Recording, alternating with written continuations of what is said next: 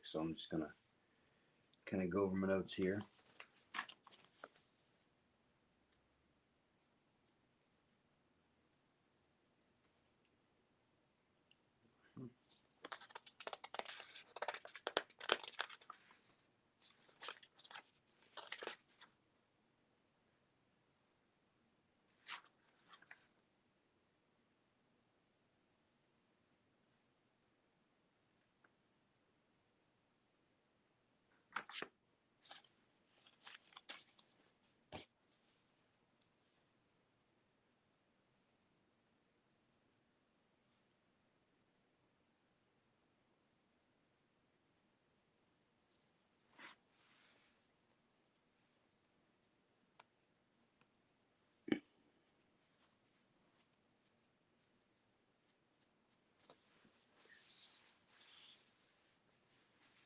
All right, 06 o'clock, or 0600, I should say.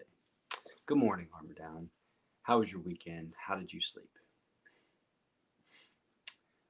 We had a great weekend. The first thing that popped into my head was, we were just kind of experiencing each other so much, it's just us. And I know we're fortunate in a lot of ways, but at the same time, I know we're kind of dealing with the same thing a lot of people are dealing with, which is, you just have to bubble with the people or with your family, and that's it. You just have to do that. So we're doing that pretty well.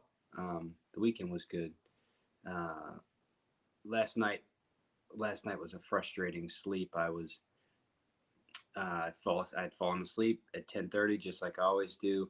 But right around midnight, Liliana, the youngest, started calling for her mama, and I kind of got up, and I was just like, "What?" And then Lena jumped up, and she ran into the little one's room, and then I couldn't fall back asleep, and then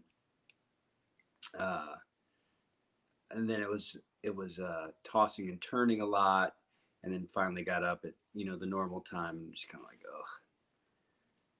Nonetheless, it's Monday. It's time to put in the good work. Okay, so how do you understand progress with mindfulness?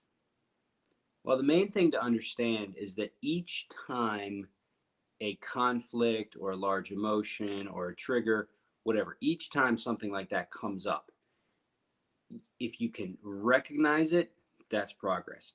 If you can recognize it in the body, that's further progress. If you can recognize it in the body, interact with it, that's serious progress. And if you can recognize it, see it in the body, interact with it, and bring your heart into it, and kind of, if you can bring your heart into it, that's progress. And then the last sequence is, if you can recognize it, get to the body, interact with it, bring your heart to it, and help someone else bring their heart to the moment, that's when you get to mastery. Now, just because you kind of get the full sequence, recognition, body, interaction, open-heartedness, bringing the other person's heart into the moment too.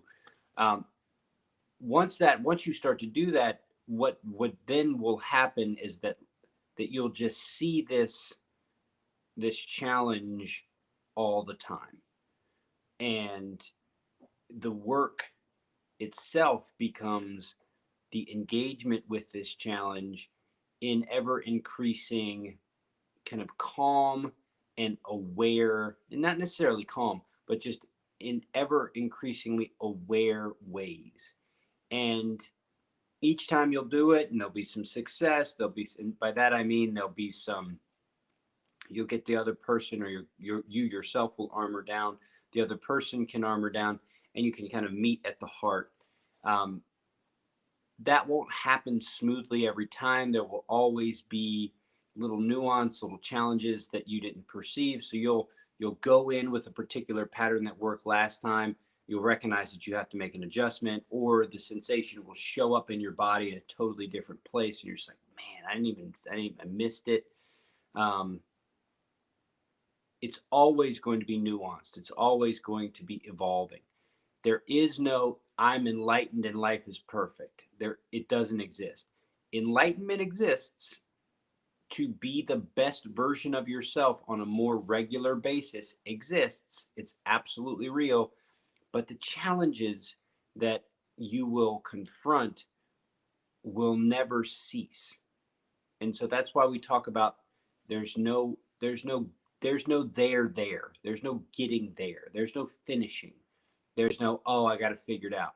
There's no, I made a certain amount of money and now I'm living the dream, right? There's no happily ever after. There's simply life. And life is full of really tough stuff, period. There's no getting around it.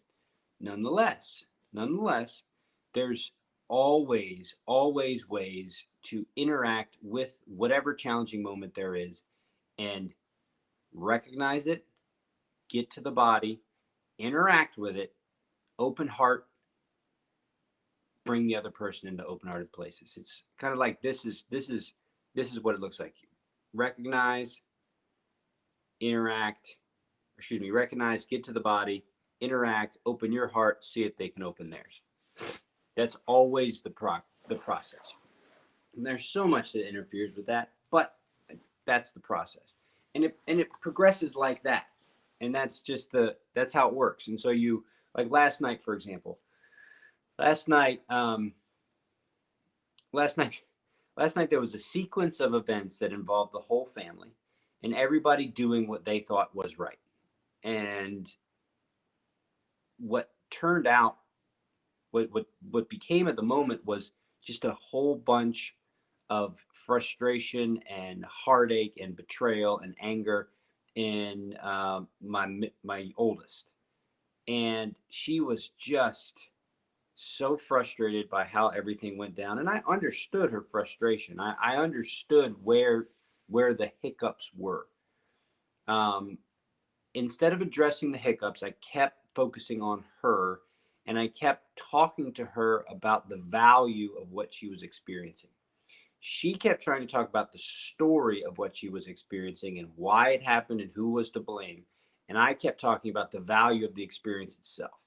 And so I kept telling her, I was like, look, the opportunity that you have right now is to recognize the way this feeling is showing up in your body. The easiest way to think about this, and I'm talking to a 7-year-old, right? The easiest way for you to think about this is just notice your face.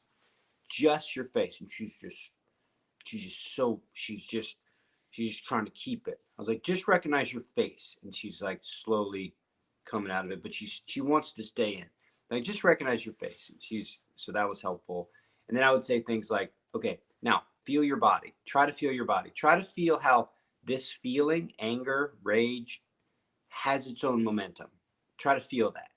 And I kept encouraging her to feel that as she was trying to take a bath with her sister. I was trying to give them both a bath. And one of the things that's so funny is to watch my daughter kind of do the habits and the bad patterns that I did for so long. And one of the things about anger is that it has its own momentum, and if you can add a story to it, the anger will stay potent and you can stay connected to the story, and it feeds the anger, and the anger kind of likes the anger. It's an energy, so you feel it, right? It's a dark energy, if you want to use that language, but you feel it and it's got pull. So I'm telling Allegra, I'm saying, hey, now look, notice how that's pulling you. Notice how you can feel it. Notice how you kind of want to stay there. Notice how you feel justified. And I can see her kind of trying to kind of go where my language is guiding her. And it's starting to work. And by that, I mean, you can see her face start to settle. And a big thing is that she never got anything from me. She never got any exasperation from me. She never got any, this is just the way it's going to be for me. She just got guidance, pointing this stuff out, pointing this stuff out, pointing this stuff out, pointing this stuff out. And while I'm pointing things out, I'm also aware of what's going on inside of me, because it doesn't work. It does not work. Mindfulness does not work if you aren't aware of yourself. It just doesn't. You are the kind of like the power cell. And if your power cell is bright and shiny, you can take it into places and it can do wonderful things. If your power cell is dark and gloomy, you're going to enter those spaces and you're going to add darkness and gloominess to it. So, if there's ever a practice to be engaged in the modern world, it is mindfulness. To know what's going on inside of you and to recognize how that interacts with others. Lord have mercy. So as much as it was me pointing it out to her, it was me recognizing that I'm not all worked up about this, and I'm not in the story of this. I'm in the let's be aware of this. Let's notice this. Let's interact with this. Now just imagine how that would work in any other context in your life. How would it work with media? How would it work with social media? How would it work with the type of information that you're receiving? Are you aware of not just what's going on, not just what's happening in your body, not just your interactions with it, but whether or not you're open-hearted about it? And what's the content calling for you? Is the content calling you to other, which is other, that's separate? Is the content causing you to separate? Or is the content encouraging you to separate? Is the content encouraging you to shut down? Is the content encouraging you to be angry? So having this awareness, having this understanding, recognizing what happens inside these moments, and then processing, reflecting, and then getting back out in there and doing it again. That's how to understand progress in the mindfulness practice. And that's why the 4 bells are the 4 bells. Each time you tame your mind with bell 1, present moment. Each time you get to the body, bell 2. Each time you interact with the breath, bell 3. And each time you open your heart, bell 4, you're practicing all the steps necessary to progress inside the practice of mindfulness in any environment. It does not matter. All you have to do at any given moment is go through the bells. You can go through them quick, right?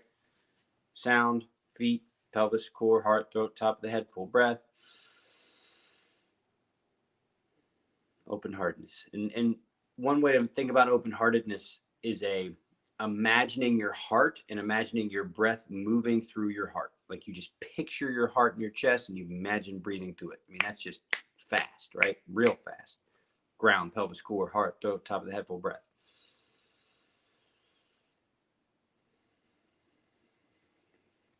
You can bring that in any given time. I've done that for hours at a time. And in the early stages, that's what you got to do. But it gets faster and it gets easier. And then you're in the thickness of it. You're in the void, right? You don't know what's going to happen, but you're in there and you're just like, all right, whatever it is, I'm going to tame my mind. I'm going to get to my body. I'm going to interact and I'm going to open my heart, whatever it is. And it's amazing how it works. It's just the coolest. It is the coolest. Oh, man, to go from a place of like fighting and having to be right and to the mindfulness space, it's like going from a Model T Ford to a Tesla, right? The Model T, is just a really old, very, for the time it was great, but it's just the Model T. The Tesla is like on another level. That's what mindfulness is. It's another level. Anyway, tomorrow's stanza is pretty cool. Here, I'll read you this one, and then tomorrow's is pretty neat as well. All right. If you perceive the true form of heaven and earth, right, which is if you perceive, he uses the language heaven and earth, but think of heaven as being ideal, earth being as kind of the normal. And so the space in between heaven and earth, right? So if you understand the space in between heaven and earth, you will be enlightened to your own true form. Okay, so your own true form is that presence, all right? It's not the story, okay? It's not your imagination. It's the present moment. Now, it doesn't mean you can't have story, and it doesn't mean you can't have imagination. It just means that if you understand your true form, which is non-judgmental present tense awareness, that's the That's the foundation of what you have as a human being. If you understand that foundation, if you are enlightened about a certain principle, you can put it into practice. Okay?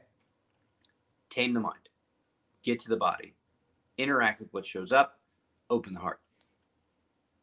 If you are enlightened about a certain principle, you can put it into practice. Okay?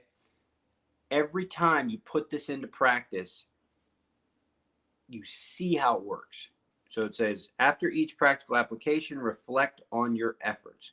Progress continually like this. So after every single time you're aware, bell 1, get to the body, bell 2, interact, bell 3, 4, open the heart, bell 4. Every time you do that, reflect on it. You kind of see, how did that go? What happened there? What was that? Where was the pull? Where was the push? Where was the resistance?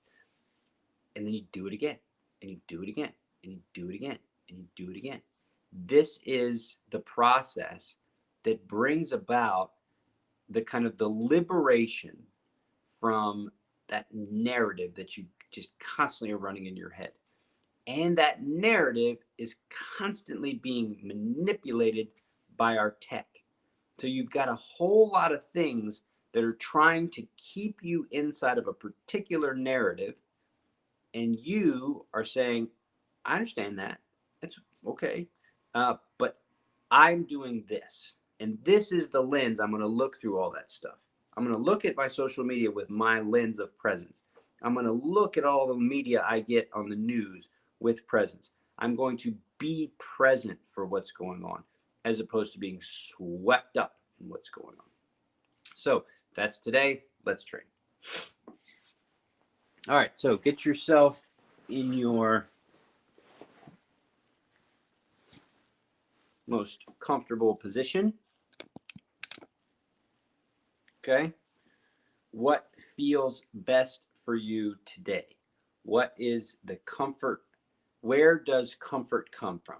Does it come from something you need to change about your room? Does it come from something you need to change about your seat? Where does that come from? Those are your cues. Follow them. Okay. Here comes first bell.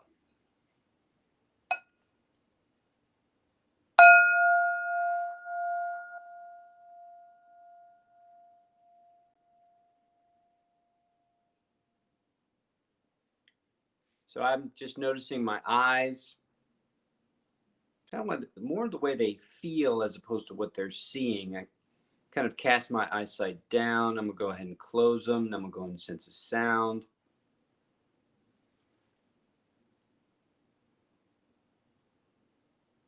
Not a lot going on with sound. I'm going to study quiet a little bit.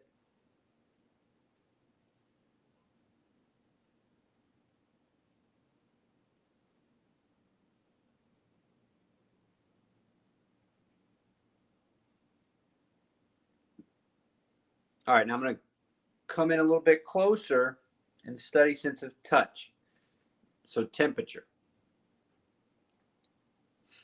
Done a lot of air movement in the garage today. My forearms are open to the air. I can feel a tiny bit of coolness there. I encourage you to follow in your own mind with a first-person narrative about what you feel. So when I say, all right, so now I'm noticing my mouth, I notice the moisture, I encourage you to follow my guidance, but then kind of study it on your own. So sense of smell. There's not a lot of smell. It's mostly empty.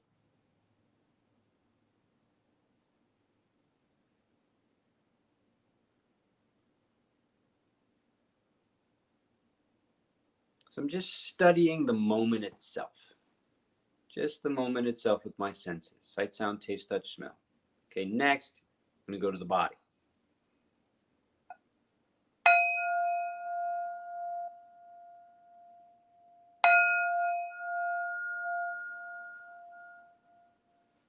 Start with the ground.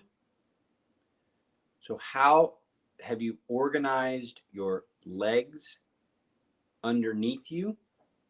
What is underneath you? What's the cushion like? What's the firmness like? Is it carpet? Is it floor? Is it wood? Is it concrete? Is it a rug? Colors, textures. Study your ground. Now move up. Pelvis. Region of the pelvis, base of the spine, hips.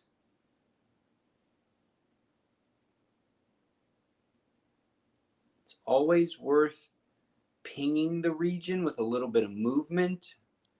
A little shift here, a little shift there.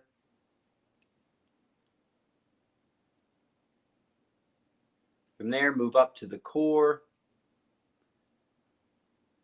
Putting your attention on each region gives each region an opportunity to show up and helps you practice moving your attention around by your will.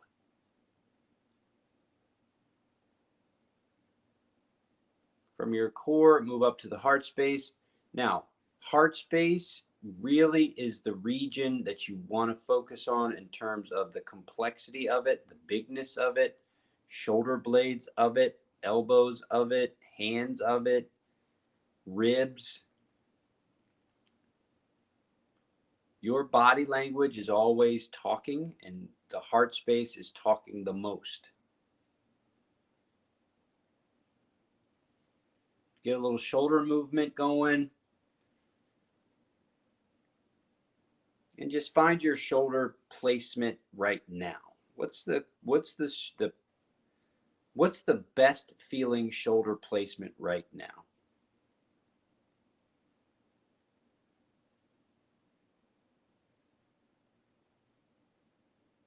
Move up to the throat.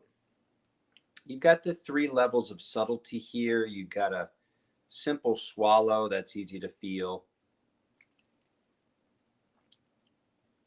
You've got up and down with air in the throat, so feeling the subtlety, the kind of the little flow of air in your throat as you breathe.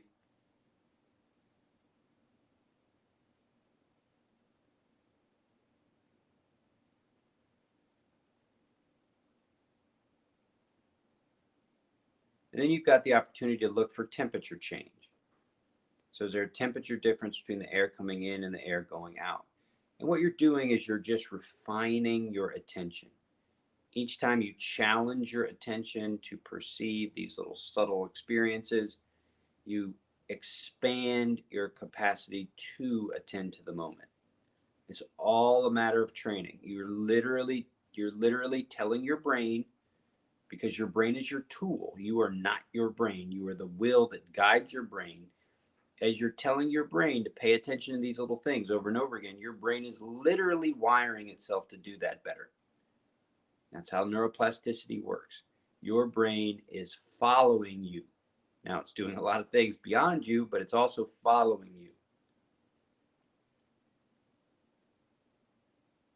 Now, top of the head, top of the spine, just get to the top of your head and imagine getting taller by a millimeter. Now, this little length, right, this little millimeter of length is not like a light switch. It's not, it's an interaction. You are interacting with the length of your spine. Once you've got it to where it feels good at this moment, go ahead and soften everything else. So you've built this long spine. Now, starting with the face, soften. Soften forehead, soften eyes, soften muscles behind eyes. Really pay attention to your face here. Find as much softness in your face as you can, softness in the jaw. And then once you've given your face a kind of a once over, put a little smile on it. Just a little smile on it. It's kind of like, smile is like the period at the end of a sentence. It's just like, you're just kind of squaring this away. Dotting this I, crossing that T. So just give a tiny bit of a smile as we move in to the breath work.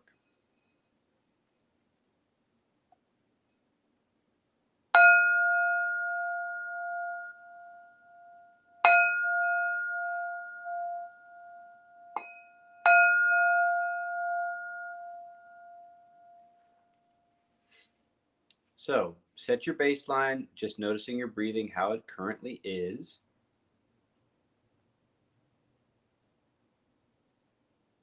And go ahead and max it out.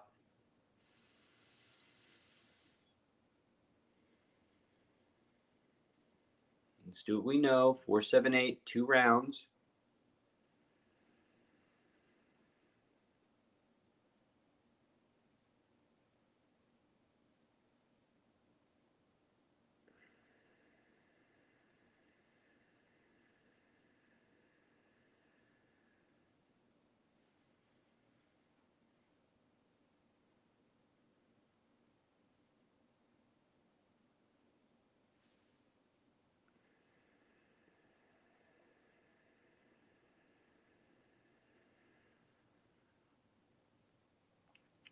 Okay, now just rest. Notice the experience following the 4, 7, 8. Just sit. Just sit with it for just a second. We're going to go into 3 minutes of seated meditation. So what I want you to interact with is your capacity to first recognize when your mind runs away to thoughts and imagination.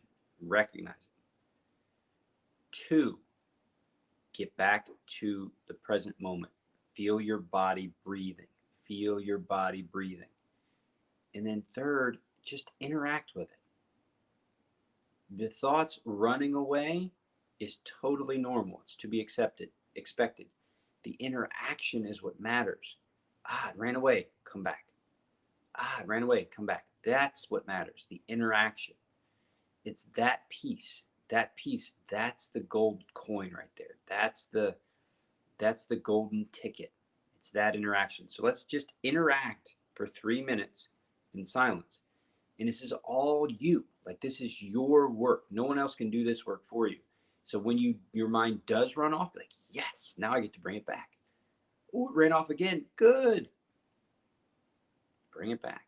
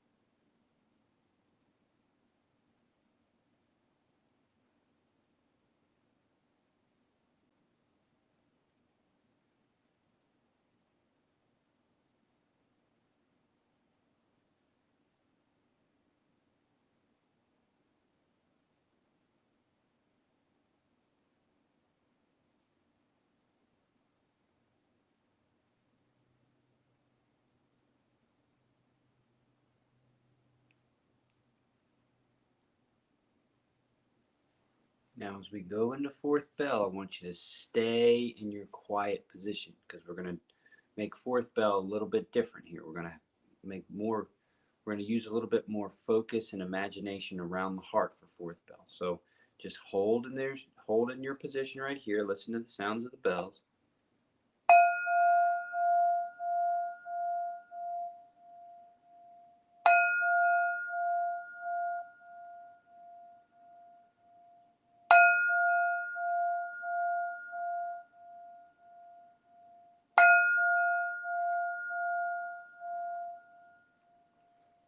So just stay quiet, visualize your heart space. Now visualize your heart itself. So your heart is a little bit to the left of your sternum. Visualize your heart. Feel free to put a hand on it if that feels good. But first, just visualize the heart. Now visualize the heart as you breathe. Now visualize your breath moving in and through and around your heart. So feel your breathing moving through your heart. Now, it's your imagination, so include your imagination here. And what I want you to do is while you're breathing through your heart, I want you to think about your family, think about your friends, think about anything in your life that gives you a sense of gratitude, gives you a sense of appreciation for your life. It can be people, it could be a thing, it could be something, it could be material, it could be human, it could be your relationship with divinity, whatever you want. But just focus on that breathing through the heart and envisioning something you're grateful for.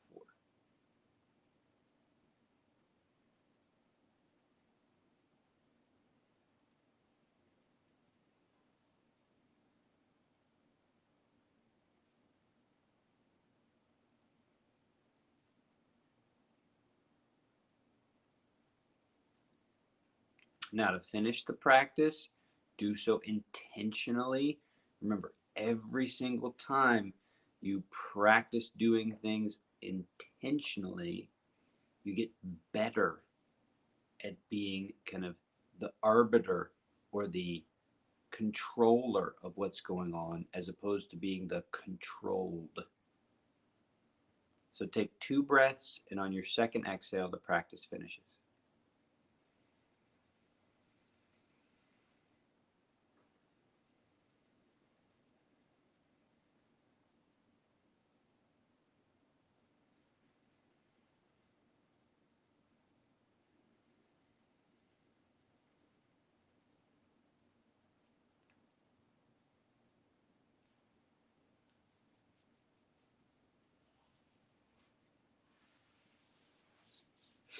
All right, all right.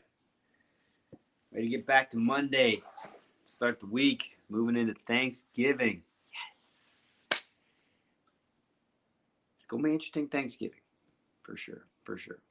So we'll get through it together. I'll be here every day. I don't plan on taking any days off this week because I want to get through it. We're on week 20.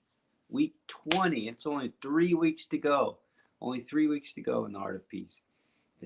I'm thinking that I'll do an Art of Peace practice every year. So every year I'll do the 114 stanzas, and the rest of the year will be just basic practice. But I really want to get the Art of Peace practice into the world, right? I mean, the art of war is everywhere. It's even at Costco. You can buy the Art of War every bookstore in the world. You ask for people at a bookstore, do you have the Art of Peace? And they're like, what's that? Do you have the Art of War? Oh yeah, we got 50 copies. Do you have the Art of Peace? No, never heard of that. Okay. Anyway, great to see y'all today. It's such a pleasure to train with all of you. The people that are there for a little while, the people that are there the whole time. Thank you. It's so much more meaningful for me to know that y'all are training with me, and I just love it. It just makes all the difference in the world. So thank you, thank you, thank you. I know it's an ask, right? Get up and 06, right? Come on. I'm not gonna do that. Just watch the recording later. So thank you for being there when you are. So appreciate it. All right. We'll see you tomorrow. Later.